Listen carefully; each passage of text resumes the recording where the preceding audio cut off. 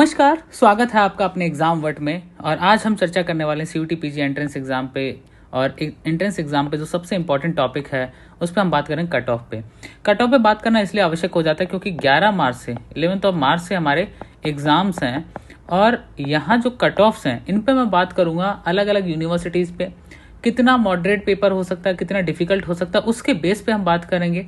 हम पिछले सालों के अगर अनएक्सपेक्टेड आइडियाज़ जो रिजल्ट्स हैं उनको देखें तो हमें पता चलता है कि हम प्रीवियस ईयर के बेस पे कोई भी एनालिसिस नहीं कर सकते डायरेक्टली कि नहीं पिछले साल इतना गया तो इस साल इतना ही जाएगा। यहाँ मैं कुछ मेजर सब्जेक्ट्स की बात करूँ जिसमें पॉल साइंस है, आपका हिस्ट्री है, इन सब पे मैं बात करूंगा। और एक ये बात करूंगा आपसे कि आप अगर एग्जाम देने जा रहे हैं तो आपके लिए कितना स्कोर जो है वो सेफ हो सकता है। आप चाहे वो इंग्लिश लिटरेचर की बात हो या फिर हिंदी लिटरेचर की बात हो, हमारे लिए फिर जियोग्राफी हो, या फिर हम एमबीए की बात करते हैं, या हम यहाँ पे साइंस के सब्जेक्ट्स की बात करते हैं।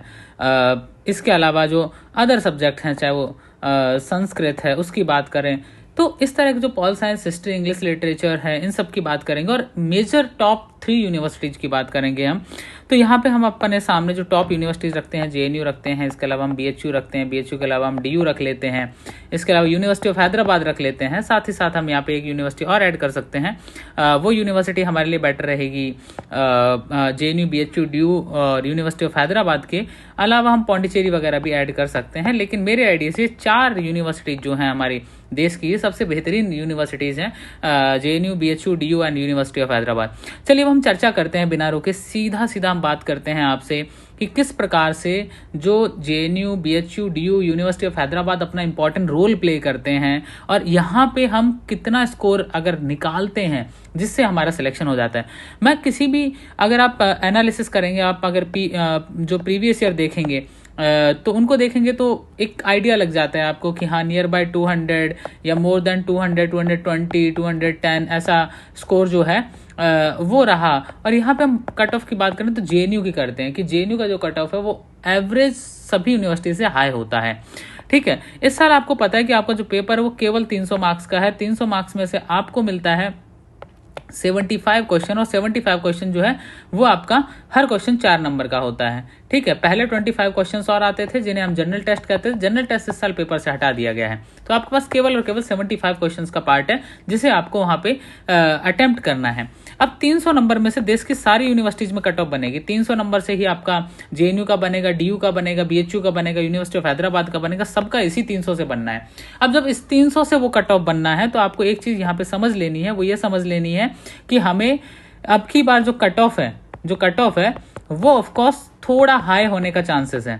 अब आप सोचेंगे हाई क्यों होगा, ये इसके पीछे क्या रीजन है? हाई इसलिए होगा क्योंकि अब सबका फोकस इस साल केवल 300 पे था। पिछले साल तक बाकी कहते थे चलो इधर कम हो गया तो 25 में मैनेज कर लेंगे, लेकिन अब की बार 25 वाला कंसेप्ट ही खत्म हो गया। और जब 25 वाला कंसेप्ट खत्म हो गया तो सबका फोकस कहाँ? 300 पे। अब हाई का मतलब ऐसा नहीं है कि 300 में से कट ऑफ 250 चली जाएगी, 250 जाएगी। जिनमें जाती है उन कोर्सेज में जाएगी। जैसे आपका इंग्लिश लिटरेचर हो गया, इंग्लिश लिटरेचर जैसे कोर्सेज जो हैं इनकी कट ऑफ हाई रहती है हमेशा। जेएनयू के अंदर 270 के अराउंड ही रहती है। ठीक है, इसके अलावा आपका हिंदी लिटरेचर हो गया, हिंदी लिटरेचर का कट ऑफ भी लगभग 250 के आसपास रहता है आउट ऑफ 300। मैं बात कर रहा हूँ जेएनयू की जनरल कैटेगरी की। ठीक है, जेएनयू और जनरल कैटेगरी की। तो यहाँ पे अगर हम बात करें बाकी और कोर्सेज की तो बाकी कोर्सेज में क्या देखने को मिलता है? बाकी कोर्सेज की अगर हम बात करें, पॉलिटिकल साइंस की बात करते हैं तो पॉलिटिकल साइंस में आप देखेंगे जेएनयू को 3 कैटेगरीज में डिवाइड किया गया है। पीआईएसएम है, पीओएलएम है और उसके अलावा आईआरएम है। अब जिनको केवल और केवल पॉलिटिकल साइंस पढ़ना होता है वो पीओएलएम करते हैं, जिनको पॉल साइंस विद आईआर पढ़ना होता है वो इसको करते हैं, जिनको केवल आईआर में इंटरेस्ट होता है वो पढ़ते हैं आईआरएम को। लेकिन अगर आप रैंकिंग वाइज देखेंगे तो सबसे ज्यादा लोग अप्लाई करते हैं पीआईएसएम में। लेकिन आजकल कोर्सेज और प्रोफेसर्स के हिसाब से पीओएलएम स्टूडेंट्स की पहली चॉइस बनती जा रही है। इधर अगर आप देखेंगे आईआरएम, तो आईआरएम को मोस्टली लोग लास्ट प्रायोरिटी पे डालते हैं, तो सबसे कम कट ऑफ जो है वो आईआरएम का रहता है मोस्ट प्रोबेबली। अब यहाँ पे आप देखिए एक चीज को, यहाँ पेपर कैसा आएगा ना आपको पता है, ना मुझे पता है, ना किसी और को पता है। लास्ट ईयर कट ऑफ 210, 215, 220 पे रह गई थी जनरल कैटेगरी की, इंक्लूडिंग एक्स्ट्रा मार्क्स। आपको पता है कि जेएनयू में कुछ गर्ल्स को, सभी गर्ल्स को तो नहीं मिल पाते क्योंकि क्वार्टाइल मार्क्स नहीं होते उनके पास, लेकिन कुछ गर्ल्स को आप जानते होंगे कि लगभग अगर आप 3 से मल्टीप्लाई करें तो 36 एक्स्ट्रा मार्क्स मिलते हैं, मैक्सिमम 36 एक्स्ट्रा मार्क्स मिलते हैं। तो इंक्लूडिंग एक्स्ट्रा मार्क्स 220 तक कट ऑफ गई थी। लेकिन अब की बार कैसा पेपर होगा ये कहना मुश्किल है कितना आसान होगा कि इजी होगा, ये सारी चीज़ें बता पाना अभी के लिए मुश्किल है। लेकिन हम एक बात जरूर मान के चलेंगे कि जो हमारा पेपर होगा 300 में से हम कोशिश करें कि 220 के ऊपर ऊपर जाए हमारा स्कोर, ठीक है, ग्रेटर देन 220 हो, ना कि आप लेस देन 220 पे गेम करें, ऐसा मत करिएगा, ठीक है। तो ये जो कोर्सेज हैं आपके, मैं एक नॉर्मल एक आइडिया दे देता हूँ आपको। आप हिस्ट्री के अंदर अगर अप्लाई करते हैं तो कोशिश करिए जनरल कैटेगरी से हैं, 220 तक इनफ है। लेकिन अगर पेपर इजी आया तो ये कट ऑफ बढ़ के 240 भी जा सकता है और 250 भी जा सकता है, अगर पेपर इजी हुआ तो। It's depends. कोशिश करिए 200 के ऊपर जाइए जनरल कैटेगरी से, अगर आप हैं ओबीसी से हैं तो भी, ठीक है। इसके बाद हमारा पॉल साइंस की अगर हम बात करते हैं, पॉल साइंस का भी कट ऑफ जो है वो 220 आराम से छुएगा, बढ़ सकता है। लेकिन आप ये सोचें कि 220 से इधर आएगा 190 हो जाएगा, जनरल कैटेगरी नहीं होगा, ठीक है। तो आप 220 तो स्कोर करिए। खासकर बॉयज के लिए अगर मैं बोलूं, बॉयज आपके पास कोई एक्स्ट्रा मार्क्स नहीं है, यहाँ पे कोई भी एक्स्ट्रा मार्क्स नहीं मिल रहा है आपको यहाँ पे जेएनयू जैसी यूनिवर्सिटीज में आने के लिए। बीएचयू वगैरह में तो खैर नहीं मिलता किसी को भी, लेकिन जेएनयू में खासकर आपको नहीं मिलेगा। दूसरी इंपॉर्टेंट चीज यहाँ पे अगर आप देखेंगे तो पॉल साइंस जैसे जो सब्जेक्ट के बाद हम इंग्लिश लिटरेचर की बात करते हैं, तो इंग्लिश लिटरेचर में जो सबसे ज्यादा डिमांडेड यूनिवर्सिटीज हैं, पहला जेएनयू आता है, कुछ लोगों का डीयू होता है, इसके बाद आपका ईएफएलयू होता है, ठीक है, English and foreign language university. तो सबसे ज्यादा हाई कट ऑफ मिलती है इन दो यूनिवर्सिटीज की, इफ्लू की और जेएनयू की। सबसे हाईएस्ट जेएनयू की जाती है 270-275 के आसपास, और ईएफएलयू जो है इसका कट ऑफ भी ठीक ठाक जाता है, 230-240 से कम तो कभी नहीं रहता, हो सकता है 250 तक भी चला जाए, ये मिनिमम है। अगर इफ्लू वाले पहले निकाल देते हैं तो जेएनयू वालों की कट ऑफ बाद में आती है, तो उसके हिसाब से चीजें मैनेज करनी पड़ती हैं आपको। तो यहाँ पे आप यूनिवर्सिटी वाइज चेक कर सकते हैं कि आपको किस विश्वविद्यालय के लिए आपने भरा है। हाँ, एक चीज और है कि यूनिवर्सिटी ऐड करने का मौका आपको फिर मिलेगा, तो जिनका नहीं ऐड कर पाए वो प्लीज ऐड कर लीजिएगा बाद में। अब यहाँ पे हम एक सिंपल सा एक टारगेट लेके चलते हैं कि हम एग्जाम सेंटर में जब जा रहे हैं तो हमारे दिमाग में किसी भी सब्जेक्ट, आप किस कैटेगरी के हैं मुझे नहीं पता, लेकिन मैं सिर्फ जनरल कैटेगरी के हिसाब से बताऊंगा।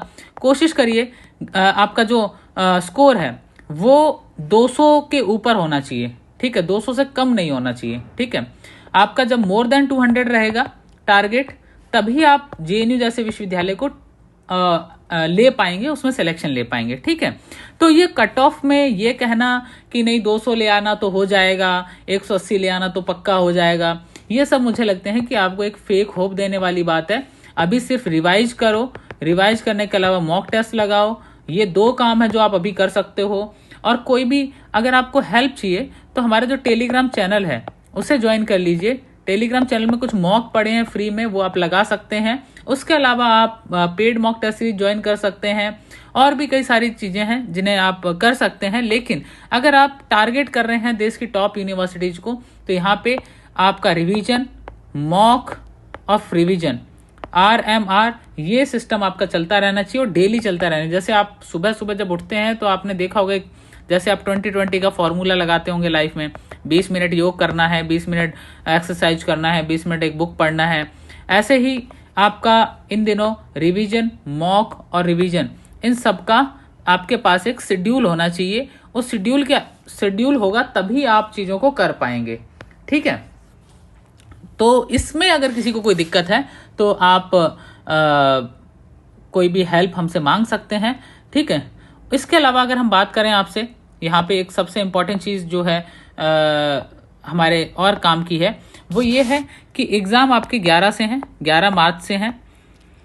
डेट शीट सबकी आ चुकी है, डेट शीट सबकी आ चुकी है, एडमिट कार्ड आ गए हैं, ठीक है। तो ये देख लीजिएगा, एडमिट कार्ड अभी फर्स्ट फेज में 15 मार्च तक वालों के आए हैं, ठीक है। 15 मार्च तक, जिनका 15 मार्च तक पेपर है तब तक के हैं, उसके बाद वाले बाद में आएंगे, ठीक है। तो 15 मार्च वालों के आ गए हैं, तो आप अपना एडमिट कार्ड देख लीजिए 11 मार्च को जिनका एग्जाम है, ठीक है। उसके अलावा एडमिट कार्ड अपना चेक कर लीजिए, डेट शीट डाउनलोड कर लीजिए। सब्जेक्ट में कहीं भी दिक्कत है तो वो आप साझा कर सकते हैं कि यहाँ प्रॉब्लम आ रही है मुझे, उसको लेके हम हेल्प कर सकते हैं। एग्जाम वट ऑफिशियल जो हमारा टेलीग्राम चैनल है, एग्जाम वट ऑफिशियल, इसे जरूर ज्वाइन करें ताकि आपको थोड़ा बहुत हेल्प और अपडेट मिलते रहें। इसके अलावा हमारा व्हाट्सएप हेल्पलाइन नंबर है, इस पर आप मैसेज करके व्हाट्सएप पे हेल्प ले सकते हैं। आप सबका शुक्रिया एंड ऑल द बेस्ट। आशा करता हूँ आने वाले दिनों में आप बेहतर प्रदर्शन करेंगे और अपना जो एग्ज़ाम है उसे कहीं ना कहीं एक सही डायरेक्शन में ले जा पाएंगे। आप सबका शुक्रिया जुड़ने के लिए। चैनल पे पहली बार आए हैं तो लाइक एंड सब्सक्राइब करना ना भूलें। और press the bell icon for the more updates, and don't forget to like, share and subscribe with others also. Thank you very much.